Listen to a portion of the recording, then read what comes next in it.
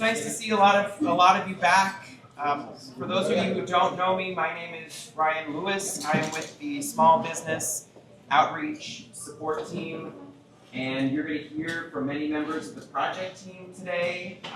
As always, if this is sort of your regular event. So we've gotten a lot of feedback about types of information that businesses would like us to focus on, and I love that. So a lot of times we are just sort of following our list of procedures about, you know, this is what's happening in construction this week and these sort of things, but we also love to pull in speakers and lots of an examination of different resources that maybe you haven't heard about.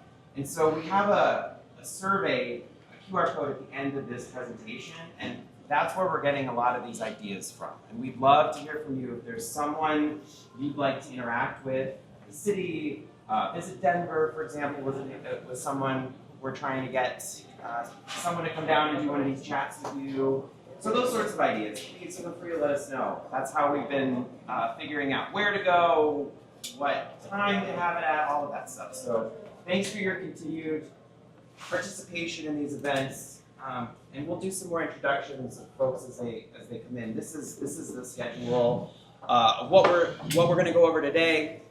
So we're going to hear from the bids. Dito has a presentation. Our friends from Construction PI are coming from another event, so if they're not here yet, we'll kind of jostle around. We've been having what are called peer exchange meetings with other cities around the country who are also either in the middle of construction or have completed BRT systems.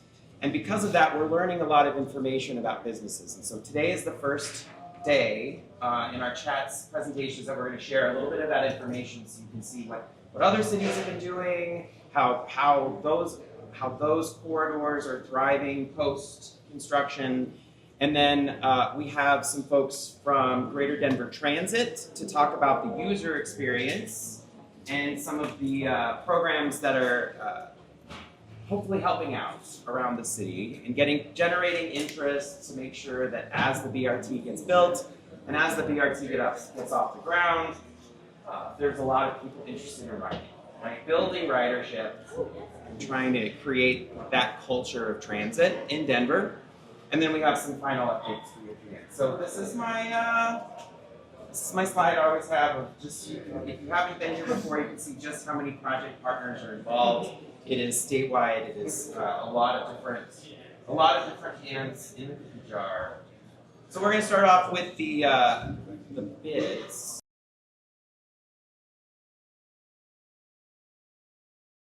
Hey everybody, I'm Tanan Moore from Colfax Avenue Bid. Hi guys. I'm the business support director, so my primary role is to support our businesses, especially during bus rapid transit. For those of you that are from other bids or other parts of Colfax, just to clarify, our district is from Grant Street to Josephine Street, so I'm working with the businesses, particularly between those two streets.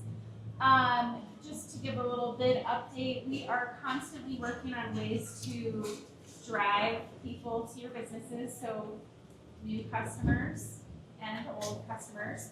An example that we will do 3 more times this year, we had a community cleanup last month. It brought 80 people out, even with fear of rain and bad weather. We started at a business and ended at a business. We have another one coming up at the end of May, which we hope we can end at Lion's Lair, so I'll be talking to Demi about that. And starting at a newer business, Uptown Bon Me. And I just have people coming from all over asking to help us clean. And it's just, you know, a great way to engage folks that maybe are wanting to do something different than a bar crawl or restaurant crawl. Coming up in May, we're going to do an apothecary crawl. So we're kind of creating a wellness tour for our district. So we're just really trying to create a lot of different ideas for our district to support our businesses. And I'm looking at phone repair and more. Thanks for coming, you guys. I'm also working with a little extra social media support, and you are on my list to be highlighted and featured in our social. So another aspect of what we're doing with it is really trying to get in there and help in a way that maybe it's just hard for a business owner or employee to do because you're busy running your businesses. Past that, I was also, or our district was also appointed as a subcontractor to help with the BioFund grant with Denver. Lauren is here. She's going to talk more about the BioFund grant, but I just wanted to let everybody know I will help fill out an application. I will help you get what you need for your application. You can call me. We can work on this one-on-one. I also will have office hours a couple different times a month. If you need to come down and talk to me in person, I'm going to tell you what my office hours are. So my office hours are the second Thursday of every month. I'm there at DOTI Coffee at 1245 East Colfax from 9 to noon. And then I have office hours by phone, by Zoom, whatever. You can come down to the office, talk to me in person. I like company. That's going to be every fourth Wednesday of the month. So happy to help when it comes to those grant applications and what documentation and stuff you need to provide for the application. But I don't want to talk much more about it. Lauren will fill you in. If you're interested, I should clarify, I help Colfax outbid businesses, but for the BioFund grant, I help everybody on Colfax for the entire year of 2025. So pick up my card. It's on the table on your way out. It says Colfax app and the information that's on the other side of that. So I'm happy to help, and that's all I've got for you from Colfax Avenue right now. If you would like to do DDoS support and grants, this is my grandiloquent introduction of Lauren Myers-Koff.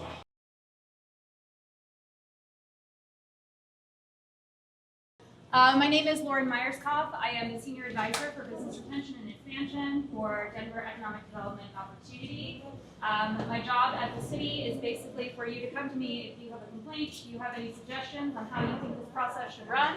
If you think that you have something that you need to tell me, that's why I'm here. The same way that Danon helps with BioFund, I help with everything else in the city. So if you have anything that you need, please come to me, call me, text me, email me. I'm always here for you. In the meantime, BioFund Round 2 applications are open on May 13th on our website. The applications are open from Broadway to Colorado Boulevard. Thank you, DOTI, for extending that all the way to Colorado Boulevard for segment 2. Yay. To be eligible, your business must have a NAICS code, that is your industry code. Has to fall into one of these: retail, arts and entertainment, recreation, accommodation, food services. That's just like your hotels, your restaurants, bars, etc. Other services except for public administration. This is not a catch-all. This is usually things like salons or nail services or hair, things along those lines, personal services. Your gross revenue, the way that the city defines a small business, has to be between $30,000 to $5 million. Over $5 million, we no longer consider you a small business. Under $30,000, we consider you to be not a small business, kind of a hobby. Business location, you must be within 350 feet of construction. The way that you measure that is pretty simple. You can get onto Google, drop a pin in the middle of Colfax, and draw a line. That will tell you exactly how far you are, but it's usually within like a half block of where Colfax is. Yeah, if you have any questions, again, Danon is here to help you fill out those applications. We do have assistance on the website if you require any help. All of this information is on the website if you do need anything else. And like I said, I'm always here for you if you need anything else. Let me know. Thanks, y'all. And I'm gonna have like QR codes and things for the websites. And the thing we like to say every time is that there's a lot of us up here, and we like to bring a lot of people out to show you how many people are invested in business success during the duration of this project. But it can be confusing, the gumbo of people that are involved. And I just want you to know that we all regularly have coordination meetings. So if you're not sure who can fulfill the need, you can email any of us and we will make sure that you are put in contact with the right person, right? So if you ask Lauren for help with construction, public information, she will connect you to our friends in that group. Similarly, for those of us who keep the website, we try to keep the Colfax BRT website. We try to keep links to grants that we think are relevant to businesses. And this is often a catch-all. when we hear about them and we think that they're useful, we post them and we try to include that in our outreach efforts. This is an example. So certifiably green Denver mini grants, you can get up to $10,000 for any number of upgrades that you make in your business, and apply for the grant and hopefully get some of that offset. So if there are opportunities maybe for advancing some of your other goals, right? If you have sustainability goals that are in line with the city of Denver, so you can certain things like this. So again, just an example of some of the things we want to make sure you have access to.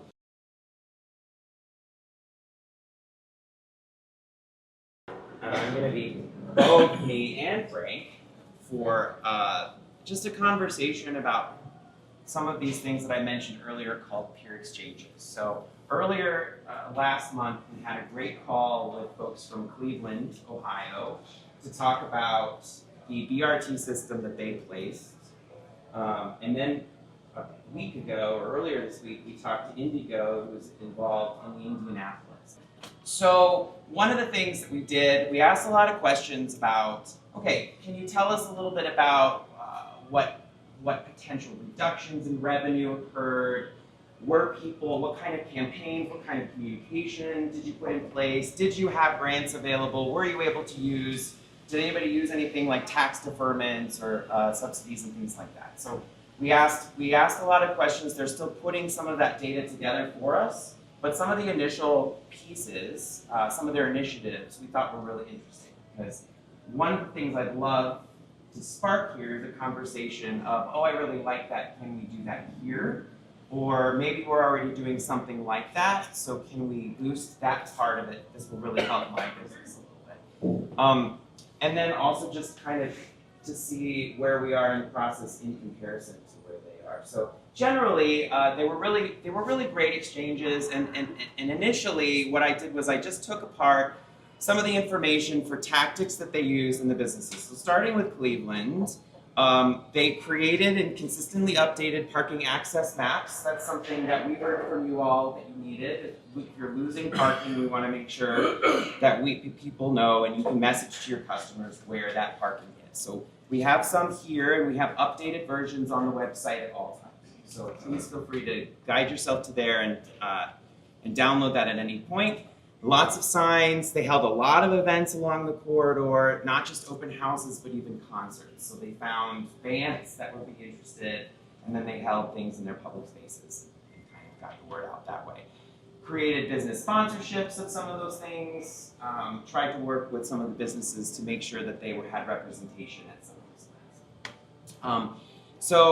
events. We have information from them because this project was completed quite a while ago. They averaged about a 30% reduction in revenue, which is what DITO initially predicted for this project. And we're seeing that so far, at least on Colfax, very different. Some people more, some people less, some people not at all. The city did not offer any grants or any tax credits or deferments of any kind for the entirety of the production. In fact, both of these cities mentioned Denver as someone who they were trying to follow suit in terms of how they work with and around some of these issues. So that was a fun takeaway.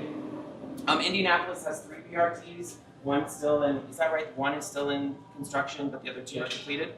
So they talked a lot about yard signs and individual signs for each business. So we've noticed that especially if you have fencing in front of your business, we're creating signs, businesses are open, things like that. That's what we've started to do around here, but they had signs that then you can create and move around and put in different places. Lots of window clings. I don't know if you've seen it, but our We Back the Facts does have window cling versions. We've never thought about making additional collateral like that, but happy to if people like that idea.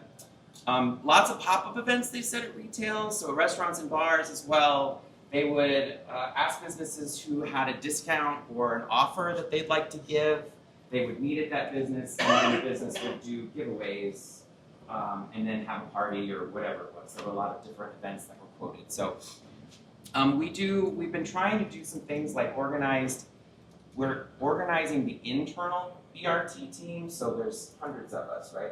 You saw that card at the beginning of the deck that was like, here are all of our project partners. So what we're trying to do is make sure that the people who work on this project are shopping and being entertained on Colfax as much as possible. In fact, our crawl is right after this. So if you're interested in being a member of that crawl, we go where the businesses want us. So we've sort of been taking, we've been taking recommendations from folks as they talk to us. So those sorts of pop-up events, if you're interested, we could do more concentrated ones, more planned with you. They also had someone on staff who was like really vibing with video production. Would help people make online content, TikTok. They would make business profiles and then share that out and allow businesses to sort of enhance the multimedia aspects of their communication offerings for their customers and also for their advertising. So we don't do a lot of that now. Again, something people are interested in, we'd love, and by we I mean my team is the small business outreach and support team. And then they did these things called desk side chats, and we call ours chats on Colfax, so that's kind of a fun thing. Okay, so also their results from their first 2 BRT systems building an extremely low closure rate. Again, no grants or tax deferments of any kind. So it was interesting to see that a lot of times that the city involvement there was not monetary. It was more communication based. Yes, Dana. So did either Cleveland or Indianapolis state how long construction was in front of a particular business or area at a time? Well, it varied. So Indianapolis's in particular, they had very different corridors, and some of the corridors, I mean, you'll see too, like on Colfax, how differently spaced they are, how much more condensed the construction than farther down it'll be. But I don't remember an answer. I'm looking at John Stewart over here. Sorry, he's with DOTI. So the question was, did they have an idea of how long that construction was in front of businesses, like specifically at in the other cities? Oh, well, so in Cleveland, they kind of shut down for the winter because their winters are so much worse there than here. So they would be there all during what they call the construction seasons, which would be about 8 months. And they would do that in front of any one business for 2 of those seasons. And so there was 4 months where they just kind of shut down for the winter. But it was also cold and brutal and nobody wanted to go out and shop during that So time essentially also. 2 years. Yeah. Yeah. And they didn't have the same phasing structure that we did either. Right. Yeah. Why are we using Cleveland and Indy? Oh, that's a great question. Oh, I should have started with that. Push back on that a little bit. If you look at the ratings for Cleveland's BRT, it actually did a lot better than most BRT in America in terms of objective statistics. So we are, and you know what we'll do though? We're going to compile, because a lot of that But we're I'm still. talking to actual writers and businesses in Yeah. other cities. So what I'll do, because I don't have that information, because again, what I'd like to do is to get sort of this, like some statistics to share. Yeah. The reason for these 2 in particular, I mean, you've heard about Albuquerque and Seattle, like a lot of people have them, but similar to the way that ours is both being constructed and will look in the end is more similar to these cities Okay. than some of the others. Like when we first started this project, there was a lot of concern about Albuquerque's in particular too, but we're not going to look very much like that. So unless you have anything specific. It was center running BRT through a dense urban corridor. And really Indianapolis and Cleveland both kind of hit the mark on those. Okay. And That because they have makes- a similar, that it makes a kind of bit looks more similar to Okay. this. Theirs are even longer, but Yeah. yeah, that's kind of why we chose that. And they were doing a lot of reconstruction at the building phase.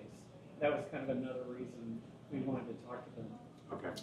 Yeah, one of the things that we're learning too I was is just curious. the number of project partners, and especially in terms of economic development, has been, a lot of private, a lot of involvement of the chambers of commerce, and so, we're looking into what that means and how that looks differently here, so that if we can bring in more project partners, that would ultimately benefit the project. But we were pleased to see that very few in each city had full closures that didn't have pre-existing precarity. That was one of the huge takeaways, was that BRT didn't sink a there certainly wasn't an economic impact that was forever. Do we have an idea, after the 30% reduction, which I assume was during the construction, what that recovery looked like afterwards? So Did businesses fully recover, or? Yeah, that's a great question, and that is a question we directly asked. And so Indianapolis is at the end of their study process, and they've said that they're going to share that information with us because we're really interested in the bounce back rate for sure. I'm a little worried about it being more difficult to visit businesses on the opposite, depending what direction you're traveling. Afterwards, Yeah, oh, afterwards. I it's see. gonna be Like more- the changes with bus yeah, versus the driving. changes with the- Yeah. Well, and part of it too is culture and how quickly people transition, Yeah. or if people transition into the. So we have enough evidence, like I'm gathering it, sorry, that there is a significant uptick in ridership in cities where it finishes. So we are still also continually looking at the parking plan in different places. I mean, there's a lot of adjustment, and I think the people of Denver are going to have to make a lot of those choices themselves, which is why today we brought in the Greater Denver Transit to kind of help talk through some of the initiatives that are happening in Denver to get people excited about. And then also, and actually, can we just, is that an okay segue? I did just add this Denver section of what we know so far is that we are the only city in the system that is providing grants. And so, but we are also similar in that we don't have any like those sort of tax incentives yet. So still things to think about. So we have the We Back the Facts campaign. That is something that's apparently pretty unique, and we encourage you. We're bringing on additional people to help roll that out even farther. We've had a large increase in public involvement in that campaign, and so we've got all of the swag up there if you want to take some home with you. And then these co-sponsored events along the corridor, that's something that we're trying to push a little bit farther, a little more, is that if you're a business that maybe feels a little isolated, then maybe my team can help build some business collaboration opportunities, not necessarily in a crawl, but in other cross-promotion campaigns. And so we have some ideas about how to do that. If you're interested, please. My team also is here to support if you have some basic communication needs, like you don't have time to write social media or web copy or let your customers know or build a customer system. We also, last month, our subject here was about technical assistance and how there are a lot of things that you're doing that you may not have the acumen to do or an interest in doing it. And so we've got 4 project partners who are here to help offer some free consulting services. And one of those, and I'll talk about that more in the general updates because I have a couple of those. But why don't we go ahead and then transition to the GTD so that you all can talk a little bit about what you do and.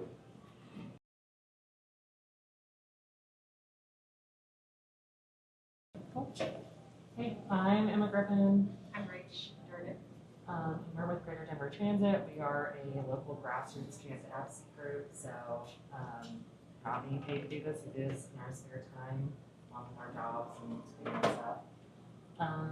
But yeah, we just threw a bar and restaurant transit crawl and saw how much people love Colfax, how much people want to be on Colfax. We had almost 100 people sign up. We took them on the bus, we rode the bus, went to 9 different bars. And yeah, it's a huge success. We're looking to do some more involvement with Colfax, get people excited about BRT. So we have an event upcoming for a board game night actually at Colfax in May. We'll keep everybody updated on that. But Rach and I are also just bus riders, right? We both took the bus here, right? I took the 40 to 15L, and we took the 15L. Yeah, so we ride the bus in Colfax all the time, and it's packed. Like, people ride it, people use it, and people are frequenting your businesses. They're probably just not telling you.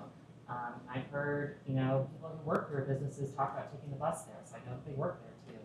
So I think there is this misconception that, like the bus is just this place that like people have no other choice of riding, but that really hasn't been our experience. So I live at 9th in Colorado, so I'm not too far off of Colfax. I'm in the Congress Park / Hale area. And like one thing I love about transit is I don't have to worry about parking, which I know a lot of people here talk about losing parking and how difficult it is for drivers. But sort of the analog that we have as transit riders is worrying about our delayed buses, right? Worrying about like, I need to be at 1 up by this time to meet some friends, and I don't want to be late because I don't want to get a reputation for that. My bus is late, and now everyone's asking why I'm late. And to get this BRT in, get better on-time reliability. The bus shows up when it says it's going to, it gets where it's supposed to when it says it's going to. And so I think that's what we're really fighting for. Yeah, and so I actually live over on Colfax in Quebec. My partner and I recently just got a house out there. And we take the 15 all the way into Aurora. I take the 15 out 15 all the way from Colfax in Quebec all the way through. I'm a student at MSU. And so I'm a full-time user. I mean, typically I'm always on the 15 or 15 out, but I take all kinds of other buses. I've been a full-time transit user since 2017. A lot of that was just realizing that I wasn't very comfortable driving. It just was a stressful experience for me, and when I switched over to transit, I actually found it to be a lot more alleviating because I'm not worrying about just even the road rage or just getting constantly like paranoid and having just a lot of anxiety driving. So one thing that I kind of love to tell people about when it comes to transit advocacy is that being out in the world, is always a concern for safety, especially being a femme out in the world is always a concern for safety, but I personally feel a lot more safe on the bus than I do in a car. I mean, just considering how people drive these days, considering even I'd say the most, as I'm hopeful for more improvement as far as the pedestrian goes, as far as biking goes. We're always hoping for better safety for that. We're hoping to kind of continue to change our infrastructure from being more car-centric to being more like pedestrian-centric. So as far as like businesses go, I think once we continue to make that shift, and we know whether it's Strong Town Denver or it's urbanist groups in Denver, we know there is a push, there is a constant want, desire, and need for people to be more pedestrian friendly, for cities to be more pedestrian friendly, for people just to be out and about in their world more. And so when BRT hopefully gets, fully constructed, it's going to include improvements on sidewalks, it's going to include improvement for accessibility, and that means for everyone. That's including people who can be, sensory sensitive. That can include people who may need accommodations for their physical needs. And so I think that, it's helpful to make sure that we're gearing this conversation around everyone who's using the bus. And one point I always try to make as well is I feel like the people that we're trying to kind of convince more when it comes to using transit might also be the people that you're kind of more concerned about when it comes to your own customers. And that's going to be people who have the option to use the bus or to use their car. And we're trying to give them more enticing options to choose the bus. Instead of saying, well, I just have to drive 5 minutes down to go grab my favorite tea at my favorite tea shop, we're saying, well, you can just take the bus and it'll maybe take 7 minutes as opposed to 5 minutes. But you're also not going to worry about parking. You're not going to worry about whether or not you might get a parking ticket. You're not going to worry about whether or not somebody's going to have some road rage while you're getting over there. And so that's just kind of like been how I want to make sure that we're hearing those conversations. And I think the thing that we really want to emphasize is, we know that it's hard right now. The construction is like really hitting all of your bottom line, and we're here with you to support you in any way that we can. We're constantly trying to think of ways that we support Colfax. But once this is done, I think this really will be a boon to all of you because I think, the parking issues will be gone, and then we'll have these new transit users coming to visit your businesses. And so I think like this is going to be the hard part, but we're here with you. We're going to support you. And we're all going to make it through this, and we'll be better off for it. And do you mind if I just emphasize something real quick? So, and thank you both very much for being here. Advocacy for transit is difficult because it's both at the city level, but it's also at the one-on-one level. So your organization isn't just having it's not just you're not just talking about it. You're actively, strategically trying to help people move the culture towards transit, which can be easy. And it's something we've talked a lot in here and all of our conversations, right? Like, I'm healthfully skeptical about it as much, I hope, maybe as a lot of you. And so one of the things we wanted to emphasize is this conversation that may be difficult to have with your customers, but finding new ways to have it, because we think, just like some of these other cities we mentioned, that there's an untapped resource for a lot of people, for new customers who maybe this rising culture of especially younger riders. How can businesses better appeal to this large and growing constituency? And that's a difficult question, especially, I mean, you do if people don't have an option, right? But having that conversation. So one of the things that we're trying to pose is to be thinking about what kind of messaging to your customers might. So for example, $2 off if you show me a bus ticket, okay, right? Like there's an incentivized process of tying bus ridership to your business model. And I know for many of you, this is not the solution, and I'm sure that what I'm saying is not the greatest thing. So, but I want to just emphasize that the second part here is, what kind of messaging are you putting out? Does that messaging sound anti-ridership? If I'm thinking about it from the perspective of GTD and its membership, does this business, are you maybe, probably not, but it's a different lens to look at your web content through, or some of the emails that you're sending to customers. Potentially, you might be saying something that could scare folks away. I don't know. The other thing is can you use that as a pull mechanism? Not just through incentivization, like that's the easiest one I think, is offer a discount for seeing a bus ticket. But secondary, that you say that you know the schedule and you post the schedule on your website. Okay, seeing that schedule next to your specials could be a really cool way of just reminding people that there are multiple ways to get to your business. And as we've said in other chats on Colfax presentations, that positive promotion can build new business down the line. And that was a pun, it was terrible, sorry. But, so that's my little break-in. Sorry if you had more that you wanted to say. No, I think that's a good point that, one thing to consider is, the Gen Z generation is the least likely to be owning a car right now, and they will very quickly be your largest target demographic for like businesses. They're going to be coming into being one of the high paying people. They are all wrapped around the ideas of community, buying small business, not shopping at like large retail stores. And they're just more fervent about that than probably any other generation I've ever seen. And that's coming as a millennial who I feel like we've helped pave that way for them. And that's also including the generation behind that. So the more that we consistently think, and I know it is, it's really difficult to think that far ahead these days, especially more than ever. And if we kind of can continue to frame around more bordering on optimistic ideals about that, like it's just going to make businesses more welcoming, but also enticing to people who already want to just go there. They just don't know how to do that, or they're just not quite at that stage in their life yet. Is there any sort of like a bus? I mean, I know you can pay on the bus. You can, is there any sort of like a bus token or ticket to where we? Well, what I'm wondering is if as a business we could buy somebody a bus ride home. Yeah. By giving them like a token, or would we? Yes, you can. There's a few options. Yeah. There's a couple options. Would it help if I put together like how to do that and made that available? Okay, like maybe we put together this is how you can put, these are 3 easy ways you can put the bus into your regular commute. Yeah. Because I never want to, my always worry is that, I love buses and I live actually just moved to a suburb, and I'm very sorry that I said that out loud.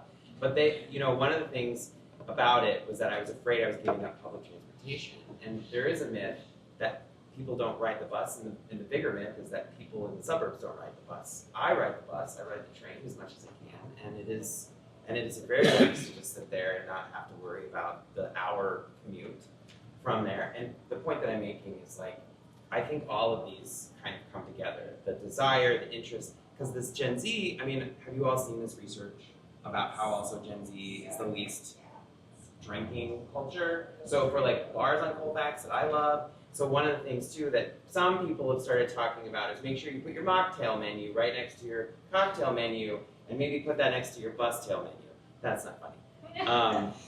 But you see my point, like using a lot of this research that maybe you don't have access to, that maybe we do, that we can also help turn into communication for your customers. Sounds like you're trying to streamline that. Yeah. I think too, like something I would emphasize is like transit can be part of a neighborhood or a street or a city's culture, and like I think we already see that on Colfax, right? Like we were in Squire the other day for the crawl, and like you can see on there, they have the Colfax bus like murals on their wall, right? Like it is something they're owning. It's something that is like this makes Colfax unique, having this like rapid transit that's gonna get better.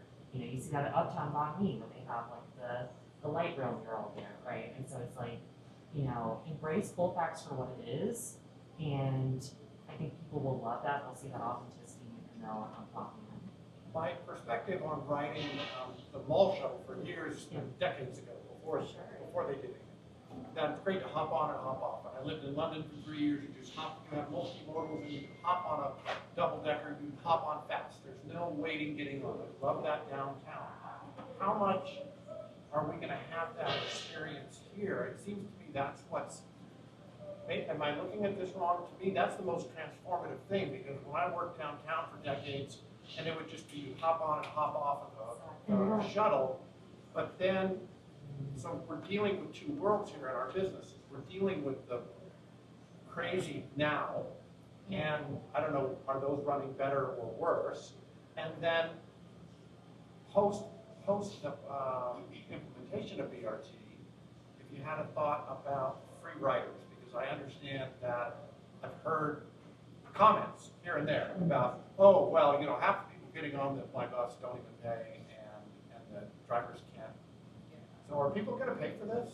Yeah, so I think to answer that about like the hop on, hop off aspect, I think the BRT will help that actually, because to get into the weeds a little bit, one of the features of BRT, which our BRT will have on Colfax, is off-board fare collection, which basically means you pay before you get on. So, you know, if you've ridden like a subway or a train, it's similar to that. It's like you're not like waiting in line to get on the bus and scan your phone and then hop on, which is what we're doing today, which does slow things down a lot.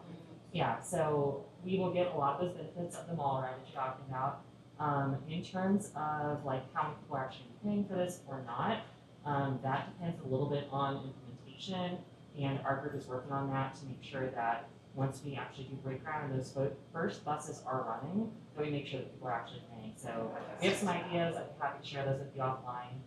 Those are in the works, nothing guaranteed, but that's definitely something we're actively thinking about, making sure that this is actually a system that people are paying for, that's easy to get on, and that, yeah, you hop on, you hop off, you don't think about it, and you don't have to sit there and think like, oh, when's the next bus? You just show up at the bus stop, and it's frequent enough, one pops up, and you go to your destination. Like, that's what we want for Colfax. You know, a really interesting thing that we found out from the Indianapolis group was that they didn't necessarily have an uptick in enforcement, but that people were still generally just paying for it. Like even if people knew that they were doing it on the honor system, it was still happening. Which I don't know if that's an Indianapolis thing or a Denver thing, but it's just an interesting side. It was fascinating. We'll see how it goes, yeah. And we are gonna be on top of making sure that that does happen, that it goes through. I mean, that's something that we're advocating for with the light rails play, you know, and just making sure that people feel safe there. It's included the bus as well, making sure that there's safety not only for riders, but for the drivers as well. So we are on top of that, and we'll definitely be continuing to do that with our team. Something just that kind of relates to what you were saying. When, about 20 years ago when I moved to Denver, I was on the bus for a few years. And my experience then is that I felt like there were too many express buses, like the 15L, not enough 15s. Because I wanted to get on and off a bus at the most convenient stop to my destination. And it just seemed like it was so focused on the long distance and not enough on the going right in front of the. So there's a trade-off for sure. So like, I ride 15 to 15L all the time, but my main bus, like the bus that I ride more than anything else, just because it's like right outside my apartment, is the 10. And the 10 kind of has the opposite problem of like, if you want that, the 10 absolutely does that, where it's like it stops like every 3 blocks, it's very scenic, it's very quiet, it's very easy, but it's not very fast. And so there is a trade-off of like, if you want the bus to be fast, you cannot have a stop like every 2 blocks. But I think on a street like Colfax, where, you know, if we can slow the traffic down and we can make it a pleasant place to walk, and it's like you really would be surprised how much people don't mind walking. Yeah. When they enjoy the experience, it doesn't feel like they're walking along some busy highway where, you know, it's loud and it's all these other things where they can just enjoy themselves. And I think you see that a lot on like Broadway. And I think Broadway and Colfax have a lot of similarities, and I think this BRT is going to bring some of those good traits to Colfax as well. So I think that will solve itself. Basically, that's a long way of saying that. But for the people who, you know, like want that closer stop, yeah, I mean, I think like, I don't know, sure walking is nice. Yeah, it's nice. And it's a more accessible, it becomes a more accessible Colfax because the streets are better. And because where the center running piece is, it doesn't take as, it's a refuge if it takes you longer to cross the street, right? Then there's a shorter section so that then you're not stuck in traffic or anything like that, right? So that this level of all of that brings those solutions in holistically. And just super quick for anybody who's interested in doing, like you said, a discounted fare, helping with the pay, encourage using. The current 3-hour price is about $275. So if you even just want to round that off to a $3 off your first purchase or $3 off a drink, or however else you want to go about that, that's a great way to incentivize. I don't feel like that's asking too much business. I totally understand. Otherwise, if not, or that's something that we can help with. But either way, roughly $3 is the average fare for a bus rider, especially anybody who's using the bus to just kind of get to your business and back. All day is 6. Yeah, exactly. So it shouldn't be too difficult to kind of, if you want to comp it that way, if it's a little easier for you than say trying to get them the fare itself. You can just use $3 off your purchase or $6 off your purchase. Thank you guys. I just wanted to add, so I'm Frank, I'm the Executive Director for the Business Improvement District for the section that is basically near Josephine to the state capitol. Sorry I was late. I would just say as businesses, and kind of a bit to your question in terms of the walking, between the stops, is one of the things I just like to throw out to businesses as a thought in your head is like, think of a movie theater and how when you go to see a movie, it's really tough to not buy popcorn because of the smell and the butter and everything. So I'm not saying sell popcorn at your business. What I'm saying is that people are going to be walking, from either from their house to the transit stop or vice versa. And if they're going to be walking by your business, what's the smell of bread or what's the visual kind of thing, right, that's going to entice them to stop for a minute and go like, oh, I don't have time right now, but tomorrow on my way home, or I do have time right now and I'm going to go get that thing. So that's one thing to keep in mind, as business. And the other thing is just like the magnitude. The 15 and the 15L have the highest ridership of any transit line, with the possible exception of the downtown mall when it's fully operational, or the line to the airport. Otherwise, the 15 and the 15L have the highest ridership. And over the next 10-ish years, once the BRT is completed, that ridership is going to go up another 10,000 riders approximately. So these are the folks that are going to be coming into the community or coming through the community that you'll want to be thinking about how to capture. And the other thing, this next point isn't to contradict what Emma and Rach were just saying, but I kind of feel it as my role as a college dropout to say, I don't know how much I believe in education, in that people are going to do the things, and this isn't a knock on education. Education is a good thing, of course, but people are generally rational beings and behave rationally and do the things that are the most convenient for them. And in today's day and age, the way that we've generally been brought up is like, I know where my keys are, I know where I park my car, and that's how I go. But as we've heard, the up-and-coming generations are spending less on cars, not even buying cars, not even getting their driver's license. And if the transit system is similarly convenient, as they were, Em and Rachel just saying, where you don't even have to know the schedule. All you have to know is that I go stand on that platform over there, and within 4 to 5 minutes, the bus is going to come and whisk me away.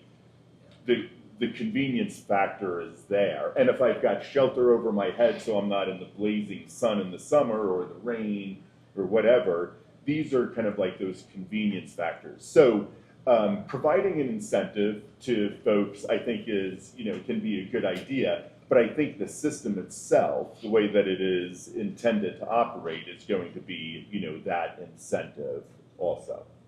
Yeah, thanks, Frank. And I know we're focusing a lot on the future, and we're about to go back to the present. Hi, Marcy. I do want to just, we got this comment in this week, and I just thought it was perfect to just share. So a bus driver shared his personal experience with the project. And since we're trying to three-dimensionalize both the people who are riding, I think it's fitting to also just mention that the people who drive are also very anxious about what Colfax has looked like and how intense the situation is. And so I know I'm talking while you're reading, but like it is just this, it just came along in this moment of like, yeah, let's remember that a fixed Colfax is much safer for the drivers too. So I'm just wondering at some point too, what kind of tie-in, and I'll have this conversation with RTD, what kind of tie-in can we make to make sure, like if you're a bus driver, if you are an employee of RTD, is that a constituency or a new customer base? Trying to use less syllables, sorry. That you haven't thought about enticing into your business yet, and maybe there are ways to do that.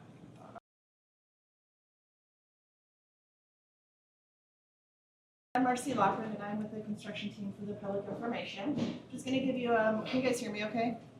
Okay, great. Just going to give you a quick update on construction. Things are kind of rinse and repeat as you've seen out there, but right now we've got construction, traffic control really from Broadway all the way up to Albion Street, which is mostly about segment 1, segment 2, and we're dipping our toes into a little bit of segment 3. We're about are most of the businesses that are in this room, streetwise. Shout out. Across the street. Grant, how about over here? Is that fine? Fine that way, okay. Great. So then we'll just go through some of the pieces here. Really from, like I said, traffic control all the way down to Albion. From Grant Street to where we have here Williams, which is segment 1. You see a variety of things happening, which is drainage work, which you see that on the sidewalk or the side streets. We also have what we soil cell work, which is what we call the landscaping work. A lot of that is the sidewalk work where we kind of strategically take out a section of it and then we put that soil cell system in, and then later a tree comes and gets planted there. That's where you see sort of those sidewalk detours where you need to step off the curb, kind of go around some of the orange barricades and go through. So that's a lot of that work is happening along the corridor, as well as we have 6, I think we're just counting 6 stations under construction as well in various stages. What we're going to be shifting, or you'll see this summer, is really up to that William Street from Broadway to William Street. That is what we're calling, it's really segment 1, phase 1 work. So we're about ready this summer, late summer, mid to late summer, completing the work on the south side of the street, and then you will see traffic control flip to the other side of the street while we start the north side of the work. So what you see now on the south side, later this summer, early fall, we will be flipping over to the other side. So this is kind of where we are right now. Up to Williams Street, this is where we will then switch the configuration, and that's for another about 8 to 9 months. And then when we come back, we really work on finishing work in the middle of the section or the roadway, which is really station like commissioning and bedazzling the station, if you will. So we're putting, the ticketing booths, the signage, the art, and things like that come up. So this is definitely less impactful phase because most of the work on the side streets or the sidewalks and side streets are complete as we come out of phase 2.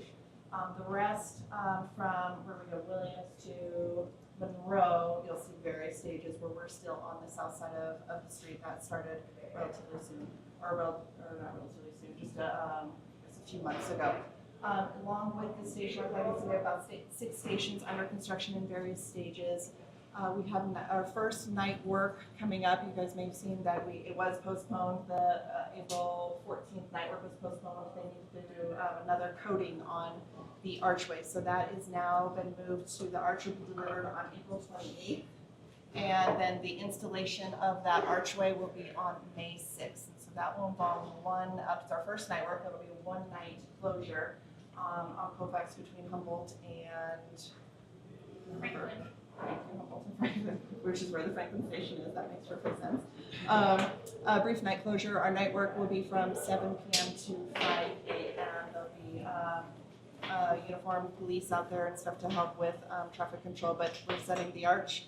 If you're in that zone, you get separate flyers. Otherwise, you'll get the e-blast just kind of letting folks know that that's happening.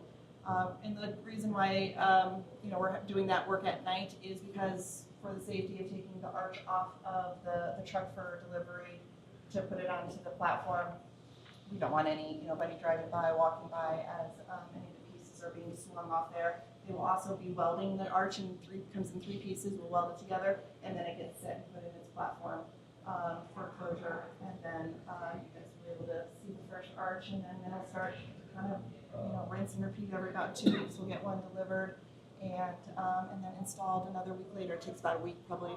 We're anticipating as they kind of put that together. But it'll be pretty cool, I think, when you start to see those. And if you've been driving by some of the areas, seeing that whole kind of station platform work is kind of interesting. A lot of the drainage, that's where that drainage work that we've seen is happening, underground utility work, so we can get power to those stations, things like that.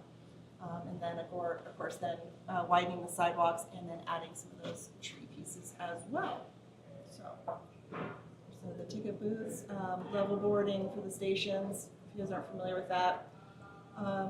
That's really our update, and also want to just hear if you guys have questions. And I've got John Stewart, our project director from DOTI, is here as well, but just want to talk about if you guys have any questions, what you're seeing, feeling. And I promised a QR code. So several months ago, I had a presentation that had like 12 QR codes in it, and people were exhausted. And so I really tried to reduce it. This is the first one you've seen, and now I'm realizing maybe I need a couple more. But so this is the we think your one-stop shop for BRT related information. All of those renderings are available there. These construction updates are continuously put there. You can sign up for regular events. We also have a QR code at the sign-in table. If you don't get those emails already, you can sign up for whichever emails you want, whether you just want small business or construction, etc. And then whenever I talk about a resource that's available, there is a small business support page, and that's where we keep the video recordings of all of these chats events, all of the PDFs of the documentation up there, and then also how to reach out to us. Hey, I'm going to make just a quick business suggestion for when the arches go up, like this first one. So if you're a business in that area, Humboldt, Franklin, maybe there's an opportunity to have a watch party. Like if you're the tight end bar on your, the timing of when the arch will actually go up is, depends on a number of factors, I know, but you invite people to the watch party and, have a cocktail or whatever, and, or if I know Lifetime Tattoos is right over there, your sport ball, but maybe there's a special tattoo, commemorative tattoo for the arch. Poisoned by Me, who took over Blush and Blue, is right there. Tight End, Voodoo Donuts, right? There's an thinking about what is the opportunity that maybe we could take advantage of that is a commemorative thing that can get people excited in the community because they're seeing their community change, and this is going to be a really exciting vertical development. And something along those points, after we get maybe the first 1 or 2 arches set, we'll understand the timing, how long does it really take to weld these together, how long does it take to set them, and then maybe we can also provide some of those, if that information, like your little better bands of time for folks to be able to see it. We just need to figure out, the trade partners first. Right, because what's better than alcohol and heavy machinery, right? Yeah, lots of things are better, but yeah. What's bar closing time in Denver? 2. 2? We can get it started before 2, right? Okay, I'm just suggesting if anybody wants to go to the tight end before, on that night, I'm there. Some of the other pieces I may did not also talk about is some of the signage that we've been deploying along the corridor. Hopefully you've seen more come up, some larger banner signs, mesh signs, just letting folks know that your businesses are open one's already been tagged, so that was pretty special. But then we also have some smaller ones for on those walkways, just to help with some arrows and some pedestrian wayfinding. Also at the RTD stops, we do have a sort of a metal sign that is up, but we also have some of the flag signs so that folks can see the bus stops from a little further away. As those kind of get taken or broken by wind, we're trying to kind of let those back up so people can see those. And also, you guys are eyes and ears in the street. I know we're driving it and we're walking it a lot too, but you know, if you see some of those things or see an area that maybe could use a little bit more signage, or one that's broken, please feel free to reach out.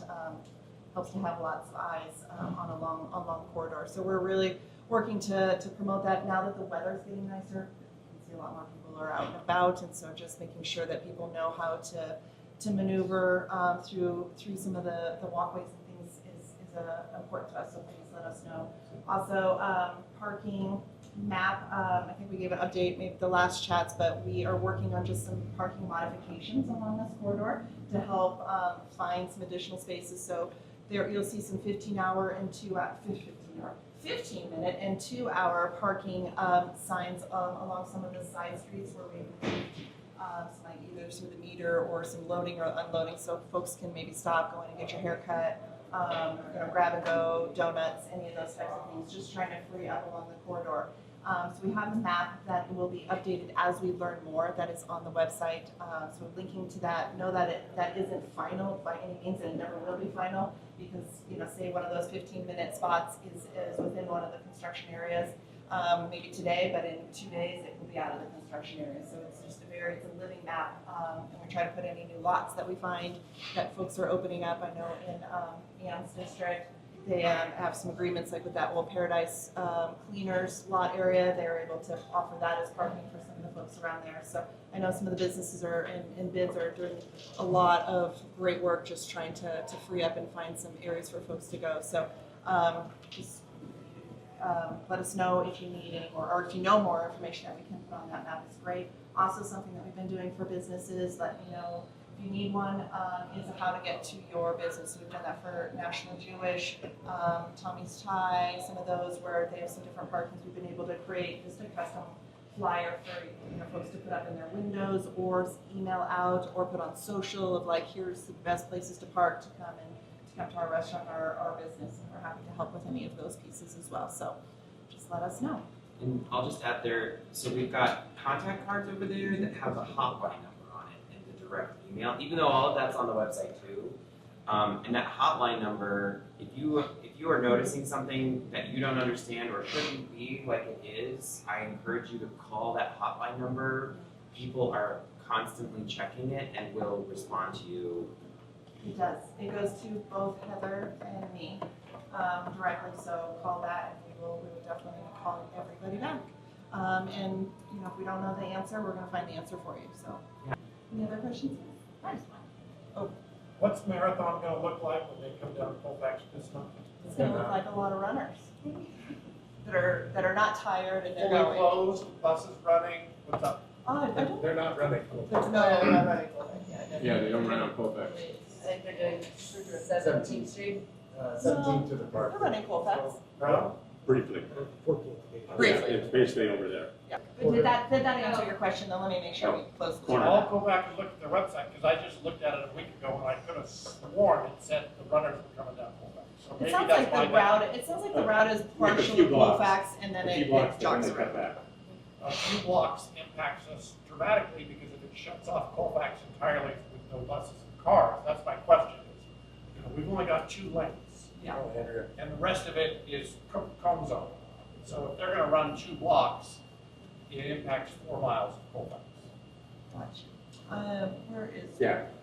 Were you? Oh. No, they Well, justify Do you have any it more by, information they on justify it by it the being early. early. route? Closure? Yeah. It's very early and it's So, mostly not. like what was said earlier, yes, they are gonna run on Colfax, they're not running on 16, but it will be urban. That's another answer. Yeah. Okay, thank They're you. running down Colfax, and then when they come back from the west side of town, they're going up 17 is the route. So however they've done it before with closures and such, Yeah. they're doing it the exact same way they're doing it now. So the construction does not make a difference in how that they are running their routes and controlling their streets, is my understanding. It just adds fun to it. They might fall around. What's that? There's 4 rounds too. There are four I mean, rounds, there's yeah. 3 layers. I mean, and a lot of that's why it's Yeah. Colfax. Now seeing the cones go up like all the way past to the east of Colorado, are there any plans in place for federal funding that's full for this? Because it's a pretty large section of road to pull up and potentially not be. Well, so we're already getting federal funding. We've received about 18 million so far. So there's been no change in the federal funding. And I do realize that it could change, that could change at some point in the future, and we do have a mitigation plan in place for that. If they cut off the funding, it would prevent us from finishing the BRT project, but we're keeping enough money in our bank accounts to be able to kind of button up the project and repave the street. So we're keeping that as kind of a reserve in case something at any point goes sideways. But so nothing like that's happening right now. I noticed segment 4, since I'm on Colfax and Quebec, actually goes further out than segment 5 as far as the construction date. I think that was all the way to 2027. I was just curious as to what about segment 4 is getting done that was a kind of a longer construction. I mean, I don't know that it's going to take longer. It's just kind of a longer distance. Yeah, so it's just we're going to kind of we're working west to east, and we'll have a lot of this. It's more about kind of like how many people you can have working on a job at one time. So we have, I think, 3 crews working on a station. And so it's just going to take that much time to get us that far east to start the So work. it's more like projecting on top of what we're already seeing done so far and continuing that time. Correct, yeah. Yeah, and I was gonna say, when they did the sidewalks on Quebec, both the north and south side, they were living split. I'm pretty sure Yeah. they're wrapping up the north side, hopefully in the next month or so here. But they wrapped up the south side very quickly and they were very efficient. So, that makes sense. And that's something that we're noticing in segments 1 and 2 is the crews are getting a lot more efficient with their work and how they're putting it in place. Some of the things are when you go into the ground, we're finding things that are surprises. And so then it's like, okay, we got to rethink how we're going to do this. But as far as the general work that's being done and the sidewalk replacements and the soil cells and the curb and gutter pieces, these crews are getting very efficient. And so I think we're really starting to get in some nice momentum, which is good because the momentum is great when we get in and get out. So I mean, what these look like over here, are still can change. We can catch up or each other and try to get as much done in nice weather where we can. I know that's when a lot of people are out, but cool weather and things do slow things down, especially when you're starting to pour concrete, so you need 32 rising. More question for Ryan from earlier, but for the businesses that we frequent that are in segment 2 and in segment 3 that are now eligible, what should we refer them to and link them to if we're talking about the grants that are now available? So I was talking to someone at Lula Rose recently about they weren't eligible at the time, they were looking for assistance. So it is, there are multiple rounds throughout the year, and the general issue is that it is from day 1 when construction impacts start, so you have to see the impact in front of you, and then it's 3 months of continuous revenue loss. So then, 3 months of BRT. right, Yes. not Denver Water, yes, Not thank Denver you, Water, sorry. not Cell, 3 months of continuous BRT. And so you can, I would send them to the BRT website because we link to all the grants on the business support page, and then they're going to see all of that other information too. But you can also just give them our number and we'll show up and we'll take them through the process, or Lauren will too. Yeah. I promised my last question. No, you ask as many as you want. So, That's not true. the farmer's market's starting in 2 weeks. Are y'all gonna be, somebody gonna be there to try and draw the facts people, because people are gonna be coming in, and let's get them to We visit have our business? plans to table Great. there. Yes. Not everyone, but yes. Okay. And I know everyone's getting tired. There is more food and there is beer at that bar, I'm told. So I would love to first and foremost thank Denver Bar for hosting us and helping support them in this process as well. I have two last things, and I'm going to whip through them because I know everyone's tired.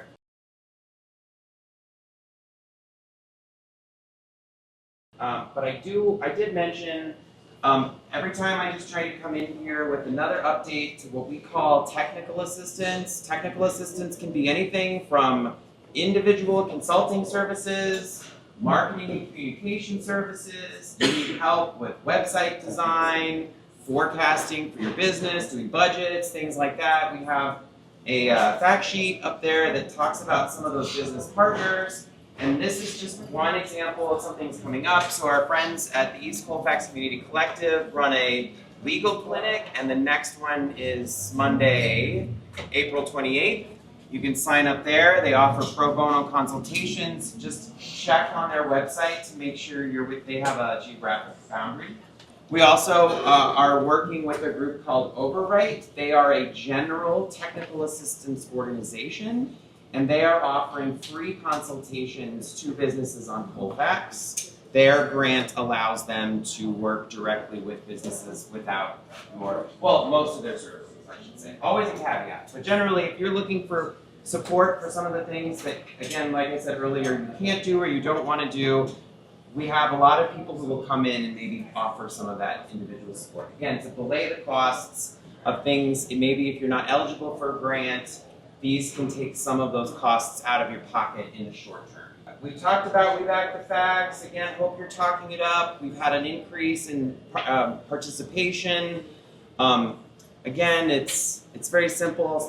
Ask your customers to snap a picture of themselves supporting your business. They're automatically entered into a drawing for $50 of Colfax cash to then be used back in your business, hopefully, right? They are for Colfax, but generally we come and we take a picture of them at your business and then share it on all the socials.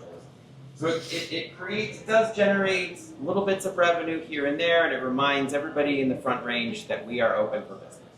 Okay, and also we're doing business profiles, and as I mentioned, we're doing internal events. This is a link to a survey. If you are interested in having your business profiled by our socials, please feel free. And I will leave this stuff up here, so if you want to get it after the show, feel free. I can also send this out. If you request a copy, I'll send you a copy of the PowerPoint. And that's it. I have the surveys that I mentioned. If you have things that you want, of course, feel free to evaluate us. If you loved your experience, if you hated your experience. But mostly I'm interested in your feedback. If you have comments about what we can do, like I really love this idea of like we can give you, here's the top 3 things we can do to incorporate bus language into your communication. And then save the date for our next chats, May 22nd, 3 to 4:30. This is the time that seems to be best for everybody. We've tried mornings, we've tried early afternoons, and this is the one that people have said is the best, so we're gonna just do it the 3rd Thursday of every month, 3 to 4:30, as long as the business host is available at that time. So we'll send out information about that, and we'll continue to unpack the BRT experience around the country. Hopefully I'll have more statistics that folks ask for, and then we'll just keep talking about different aspects. Please let us know. Thank you for coming.